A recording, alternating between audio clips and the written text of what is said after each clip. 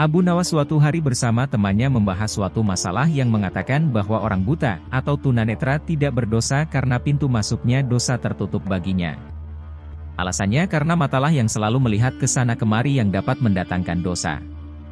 Akan tetapi, Abu Nawas tidak menyetujui pendapat tersebut dan berniat akan membuktikannya. Keesokan harinya Abu Nawas berjalan-jalan dengan maksud untuk bertemu dengan orang buta.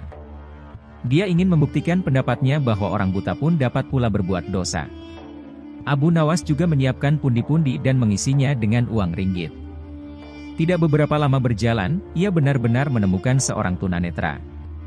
Abu Nawas memerhatikan gerak-gerik orang buta itu yang sedang berjalan dengan tongkatnya. Kemudian dia berpura-pura menjadi orang buta sambil membawa tongkat dan sengaja menabrak orang buta itu. "Aduh, sungguh malang nasibku sebagai orang buta ditabrak oleh orang yang tidak memiliki rasa belas kasihan," ujar Abu Nawas. Orang buta itu heran mendengar keluhan orang yang ditabraknya. "Maaf, saya juga orang buta. Saya tidak dapat melihat dan hanya dapat berjalan dengan bantuan tongkat ini. Sekali lagi mohon maaf karena sungguh-sungguh saya tidak sengaja," ucap orang buta tersebut. "Oh, engkau juga buta ya?" tanya Abu Nawas pura-pura tidak tahu. "Iya, saya buta. Peganglah tongkatku ini."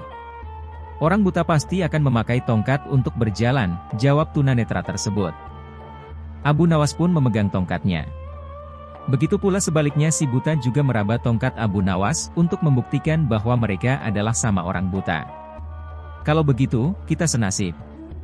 Saudara, bagaimana kalau kita mencari rezeki bersama-sama?" ajak Abu Nawas. Orang buta itu pun menyetujui ajakan Abu Nawas. Mereka berjalan bersama-sama sebagai sesama orang buta. Di tengah perjalanan, Abu Nawas berpura-pura mau pipis dan meminta tolong si buta agar pundi-pundinya yang penuh berisi uang dipegangkan dahulu dengan baik-baik. Sementara Abu Nawas pura-pura pipis, ia terus memerhatikan tingkah laku si buta. Kemudian si buta meraba-raba pundi-pundi itu dan hatinya mulai tergoda untuk memiliki isinya. "Wah, pundi-pundi banyak sekali isinya. Lebih baik aku mengambilnya lalu pergi. Pasti ia tidak bisa mencariku karena ia juga buta," pikir si buta tersenyum. Lalu ia meninggalkan Abu Nawas dan mencari tempat persembunyian agar tidak ditemukan. Dalam situasi demikian, Abu Nawas berpura-pura mencari si buta dan meminta pertolongan kepada Allah Subhanahu wa Ta'ala. "Ya Allah, malang benar nasib hamba. Tadi ditabrak orang, sekarang uang hamba dilarikan orang. Sial benar hamba. Ya Allah, semoga orang yang mengambil uang hamba terkena lemparan batu ini tepat pada tulang keringnya. Biar tahu rasa dia," ujar Abu Nawas. Setelah itu dengan jitu Abu Nawas melempari si buta dan persis kena tulang keringnya. "Aduh, aku kena," gumam si buta meringis kesakitan. Hal ini membuat si buta kelabakan. Ia segera beranjak mencari lagi tempat persembunyian untuk menghindari Abu Nawas. Akan tetapi, Abu Nawas yang pura-pura buta mengikuti si buta kemanapun pergi. Setelah dekat, Abu Nawas memohon lagi kepada Allah Subhanahu wa Ta'ala. "Ya Allah, semoga orang yang mengambil pundi-pundiku terkena lagi lemparan batu pada kepalanya," ujar Abu Nawas. Tidak lama kemudian terdengar lagi suara kesakitan dari si buta. "Aduh, kena lagi. Kepalaku jadi benjol," ucap si buta memegangi kepalanya yang benjol. Si buta pun panik dan heran. Kok doanya terkabul lagi? Ah, itu hanya kebetulan. Kemudian dia menghindar lagi dan terus menghindar, tetapi Abu Nawas tetap mengikutinya terus secara berturut-turut. Abu Nawas berdoa lagi sambil melakukan lemparan beruntun kepada si buta dan selalu tepat, yaitu tepat mengenai perut, dada, dan terakhir muka. "Mengapa semua sasaran yang akan dilempar selalu tepat mengenaiku?" pikirnya lagi sampai berkerut keningnya. Si buta makin heran. Dia curiga.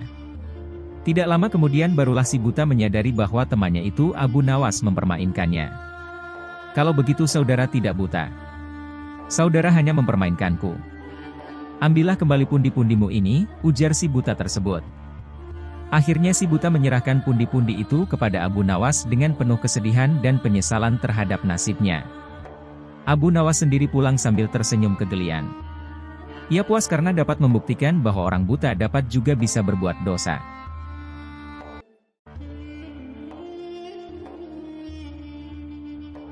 Kisah ini mirip dengan kejadian pada masa Nabi Sulaiman ketika masih muda. Entah sudah berapa hari kasus seorang bayi yang diakui oleh dua orang ibu yang sama-sama ingin memiliki anak. Hakim rupanya mengalami kesulitan memutuskan dan menentukan perempuan yang mana sebenarnya yang menjadi ibu bayi itu.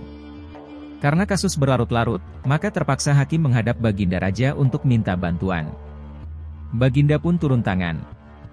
Baginda memakai taktik rayuan. Baginda berpendapat mungkin dengan cara-cara yang amat halus salah satu wanita itu ada yang mau mengalah. Tetapi kebijaksanaan Baginda Raja Harun al-Rasyid justru membuat kedua perempuan makin mati-matian saling mengaku bahwa bayi itu adalah anaknya. Baginda berputus asa. Mengingat tak ada cara-cara lain lagi yang bisa diterapkan, Baginda memanggil Abu Nawas. Abu Nawas hadir menggantikan hakim. Abu Nawas tidak mau menjatuhkan putusan pada hari itu melainkan menunda sampai hari berikutnya. Semua yang hadir yakin Abu Nawas pasti sedang mencari akal seperti yang biasa dilakukan. Padahal penundaan itu hanya disebabkan Algojo tidak ada di tempat. Keesokan hari sidang pengadilan diteruskan lagi. Abu Nawas memanggil Algojo dengan pedang di tangan. Abu Nawas memerintahkan agar bayi itu diletakkan di atas meja. "Apa yang akan kau perbuat terhadap bayi itu?" kata kedua perempuan itu saling memandang. Kemudian Abu Nawas melanjutkan dialog. "Sebelum saya mengambil tindakan, apakah salah satu dari kalian bersedia mengalah dan menyerahkan bayi itu kepada yang memang berhak memilikinya?" "Tidak, bayi itu adalah anakku," kata kedua perempuan itu serentak. "Baiklah, kalau kalian memang sungguh-sungguh sama menginginkan bayi itu dan tidak ada yang mau mengalah, maka saya terpaksa membelah bayi itu menjadi dua sama rata," kata Abu Nawas mengancam. Perempuan pertama girang bukan kepalang, sedangkan perempuan kedua menjerit-jerit histeris. "Jangan, tolong jangan dibelah bayi itu. Biarlah aku rela bayi itu seutuhnya diserahkan kepada perempuan itu," kata perempuan kedua. Abu Nawas tersenyum lega. Sekarang topeng mereka sudah terbuka. Abu Nawas segera mengambil bayi itu dan langsung menyerahkan kepada perempuan kedua. Abu Nawas minta agar perempuan pertama dihukum sesuai dengan perbuatannya. Karena tak ada ibu yang tega menyaksikan anaknya disembelih, apalagi di depan mata. Baginda Raja merasa puas terhadap keputusan Abu Nawas. Dan sebagai rasa terima kasih, Baginda menawari Abu Nawas menjadi penasehat hakim kerajaan. Tetapi Abu Nawas menolak. Ia lebih senang menjadi rakyat biasa. Kisah selanjutnya.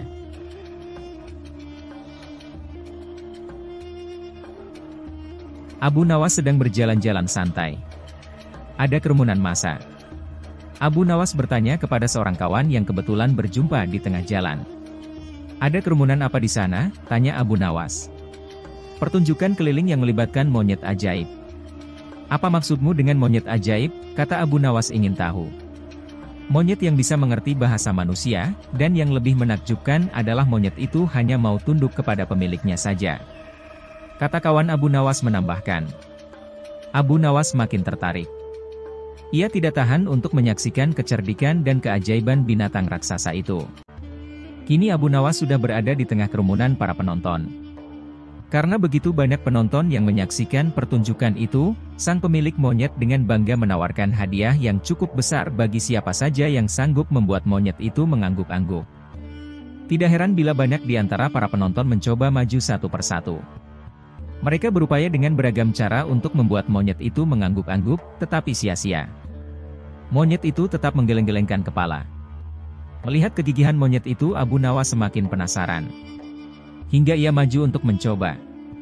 Setelah berhadapan dengan binatang itu, Abu Nawas bertanya, "Tahukah engkau siapa aku?" Monyet itu menggeleng. "Apakah engkau tidak takut kepadaku?" tanya Abu Nawas lagi. Namun monyet itu tetap menggeleng. "Apakah engkau takut kepada tuanmu?" tanya Abu Nawas memancing. Monyet itu mulai ragu. "Bila engkau tetap diam maka akan aku laporkan kepada tuanmu," lanjut Abu Nawas mulai mengancam. Akhirnya monyet itu terpaksa mengangguk-angguk. Atas keberhasilan Abu Nawas membuat monyet itu mengangguk-angguk, maka ia mendapat hadiah berupa uang yang banyak. Bukan main marah pemilik monyet itu hingga ia memukuli binatang yang malang itu. Pemilik monyet itu malu bukan kepalang. Hari berikutnya ia ingin menebus kekalahannya. Kali ini ia melatih monyetnya mengangguk-angguk. Bahkan ia mengancam akan menghukum berat monyetnya bila sampai bisa dipancing penonton mengangguk-angguk terutama oleh Abu Nawas. Tak peduli apapun pertanyaan yang diajukan. Saat-saat yang dinantikan tiba. Kini para penonton yang ingin mencoba, harus sanggup membuat monyet itu menggeleng-gelengkan kepala. Maka seperti hari sebelumnya, banyak para penonton tidak sanggup memaksa monyet itu menggeleng-gelengkan kepala. Setelah tidak ada lagi yang ingin mencobanya, Abu Nawas maju. Ia mengulang pertanyaan yang sama. Tahukah engkau siapa daku? Monyet itu mengangguk. Apakah engkau tidak takut kepadaku? Monyet itu tetap mengangguk. Apakah engkau tidak takut kepada tuanmu? Pancing Abu Nawas. Monyet itu tetap mengangguk karena binatang itu lebih takut terhadap ancaman tuannya daripada Abu Nawas. Akhirnya Abu Nawas mengeluarkan bungkusan kecil berisi balsam panas. Tahukah engkau apa guna balsam ini? Monyet itu tetap mengangguk. Baiklah, bolehkah kugosok selangkangmu dengan balsam? Monyet itu mengangguk. Lalu Abu Nawas menggosok selangkang binatang itu. Tentu saja monyet itu merasa agak kepanasan dan mulai panik. Kemudian Abu Nawas mengeluarkan bungkusan yang cukup besar. Bungkusan itu juga berisi balsam. Maukah engkau bila balsam ini kuhabiskan untuk menggosok selangkangmu? Abu Nawas mulai mengancam. Monyet itu mulai ketakutan. Dan rupanya ia lupa ancaman tuannya sehingga ia terpaksa menggeleng-gelengkan kepala sambil mundur beberapa langkah. Abu Nawas dengan kecerdikan dan akalnya yang licin mampu memenangkan sayembara meruntuhkan kegigihan monyet yang dianggap cerdik. Ah, jangankan seekor monyet, manusia paling pandai saja bisa dikecoh Abu Nawas. Kisah selanjutnya.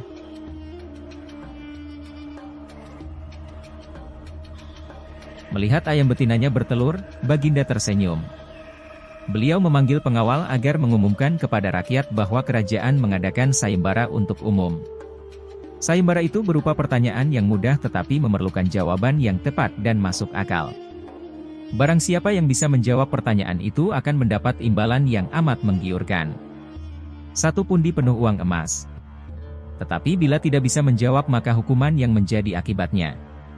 Banyak rakyat yang ingin mengikuti sayembara itu terutama orang-orang miskin. Beberapa dari mereka sampai meneteskan air liur. Mengingat beratnya hukuman yang akan dijatuhkan maka tak mengherankan bila pesertanya hanya 4 orang. Dan salah satu dari para peserta yang amat sedikit itu adalah Abu Nawas. Aturan main sayembara itu ada 2. Pertama, jawaban harus masuk akal. Kedua, peserta harus mampu menjawab sanggahan dari Baginda sendiri. Pada hari yang telah ditetapkan para peserta sudah siap di depan panggung. Baginda duduk di atas panggung. Beliau memanggil peserta pertama. Peserta pertama maju dengan tubuh gemetar. Baginda bertanya, manakah yang lebih dahulu, telur atau ayam? Telur.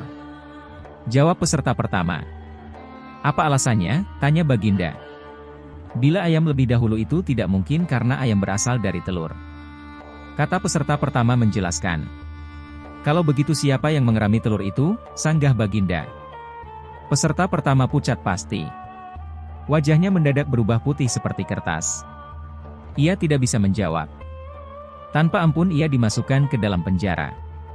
Kemudian peserta kedua maju. Ia berkata, Paduka yang mulia, sebenarnya telur dan ayam tercipta dalam waktu yang bersamaan. Bagaimana bisa bersamaan? Tanya Baginda. Bila ayam lebih dahulu itu tidak mungkin karena ayam berasal dari telur. Bila telur lebih dahulu itu juga tidak mungkin karena telur tidak bisa menetas tanpa dierami. Kata peserta kedua dengan mantap.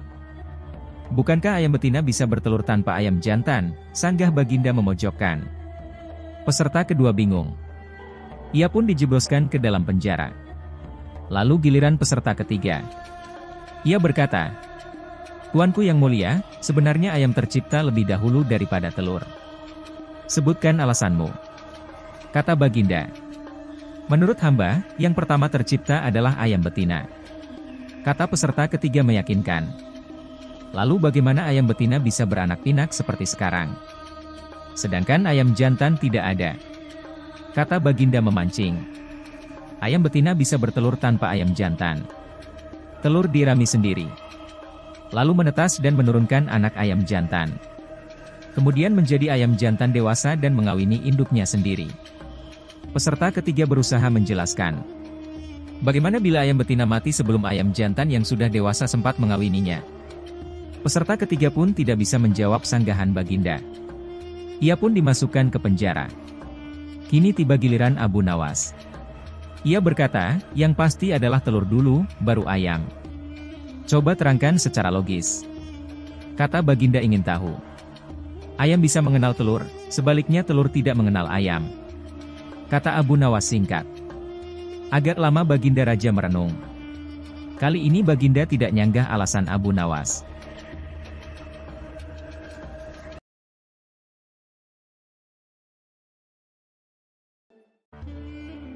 Tanpa pikir panjang Abu Nawas memutuskan untuk menjual keledai kesayangannya. Keledai itu merupakan kendaraan Abu Nawas satu-satunya. Sebenarnya ia tidak tega untuk menjualnya. Tetapi keluarga Abu Nawas amat membutuhkan uang. Dan istrinya setuju. Keesokan harinya Abu Nawas membawa keledai ke pasar. Abu Nawas tidak tahu kalau ada sekelompok pencuri yang terdiri dari 4 orang telah mengetahui keadaan dan rencana Abu Nawas. Mereka sepakat akan memperdaya Abu Nawas. Rencana pun mulai mereka susun. Ketika Abu Nawas beristirahat di bawah pohon, salah seorang mendekat dan berkata, "Apakah engkau akan menjual kambingmu?" Tentu saja Abu Nawas terperanjat mendengar pertanyaan yang begitu tiba-tiba. "Ini bukan kambing," kata Abu Nawas. "Kalau bukan kambing, lalu apa?" tanya pencuri itu selanjutnya. "Keledai," kata Abu Nawas. "Kalau engkau yakin itu keledai, jual saja ke pasar dan tanyakan pada mereka," kata komplotan pencuri itu sambil berlalu. Abu Nawas tidak terpengaruh. Kemudian ia meneruskan perjalanannya. Ketika Abu Nawas sedang menunggang keledai, pencuri kedua menghampirinya dan berkata, "Mengapa kau menunggang kambing?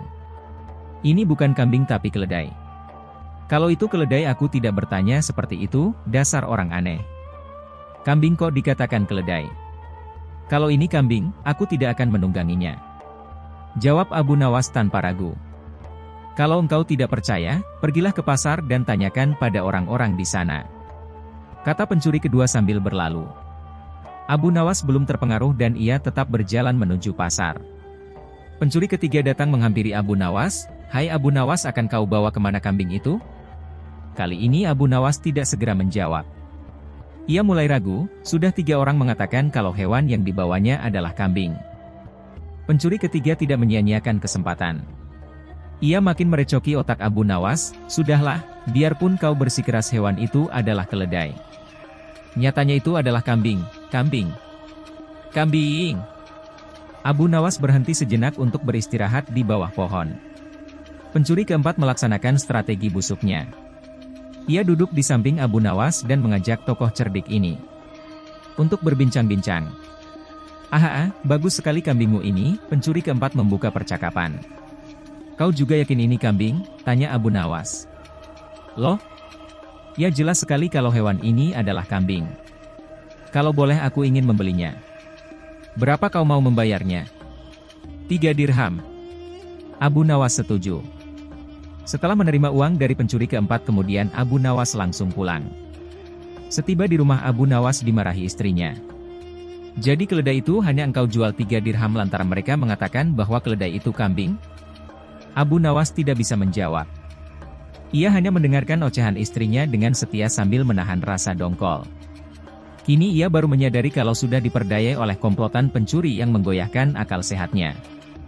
Abu Nawas merencanakan sesuatu. Ia pergi ke hutan mencari sebatang kayu untuk dijadikan sebuah tongkat yang nantinya bisa menghasilkan uang.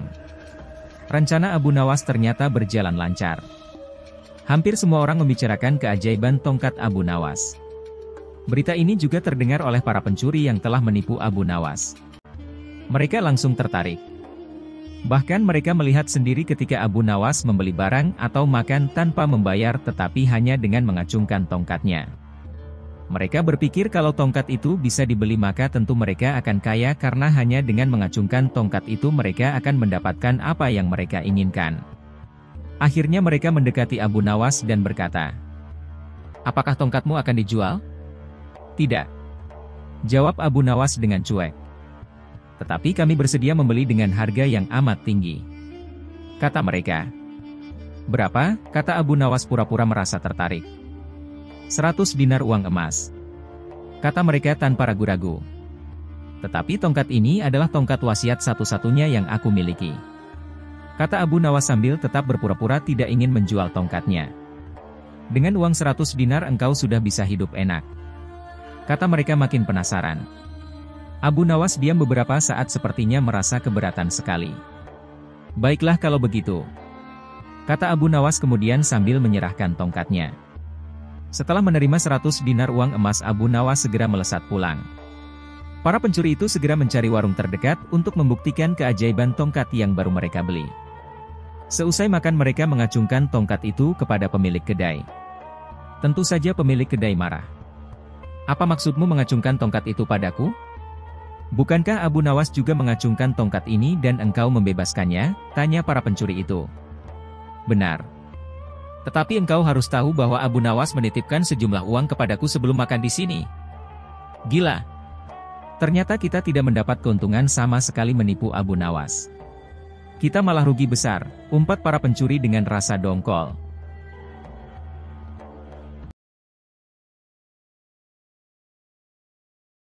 Pada suatu hari, secara tak terduga pangeran yang menjadi putra mahkota jatuh sakit. Sudah banyak tabib yang didatangkan untuk memeriksa dan mengobati tapi tak seorang pun mampu menyembuhkannya. Akhirnya raja mengadakan sayembara. Sayembara boleh diikuti oleh rakyat dari semua lapisan, tidak terkecuali oleh para penduduk negeri tetangga. Sayembara yang menyediakan hadiah menggiurkan itu dalam waktu beberapa hari berhasil menyerap ratusan peserta.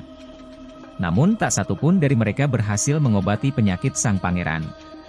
Akhirnya sebagai sahabat dekat Abu Nawas, menawarkan jasa baik untuk menolong sang putra mahkota. Baginda Harun al-Rasyid menerima usul itu dengan penuh harap. Abu Nawas sadar bahwa dirinya bukan tabib. Dari itu ia tidak membawa peralatan apa-apa.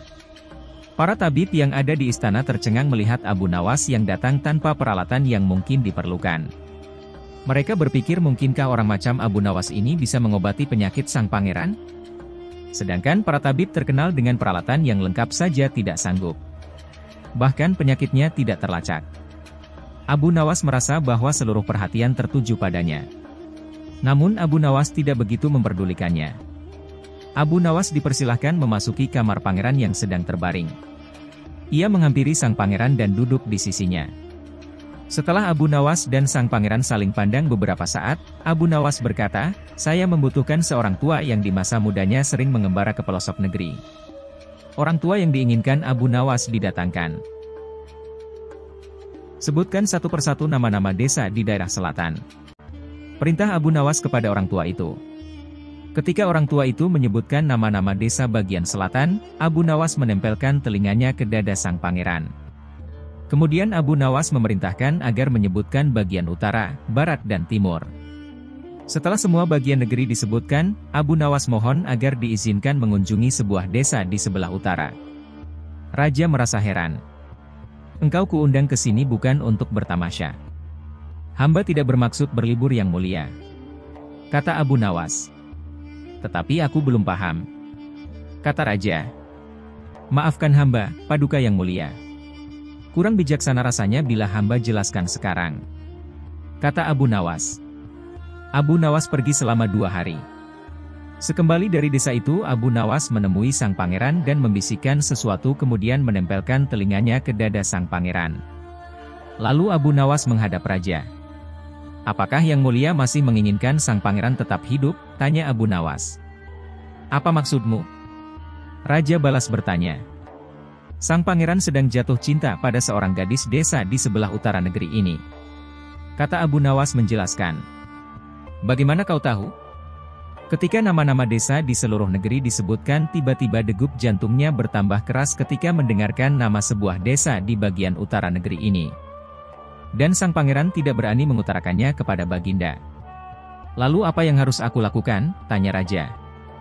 "Mengawinkan pangeran dengan gadis desa itu. Kalau tidak," tawar raja ragu-ragu. "Cinta itu buta. Bila kita tidak berusaha mengobati kebutaannya, maka ia akan mati." Rupanya saran Abu Nawas tidak bisa ditolak. Sang pangeran adalah putra satu-satunya yang merupakan pewaris tunggal kerajaan. Abu Nawas benar. Begitu mendengar persetujuan sang raja, sang pangeran berangsur-angsur pulih. Sebagai tanda terima kasih raja memberi Abu Nawas sebuah cincin permata yang amat indah.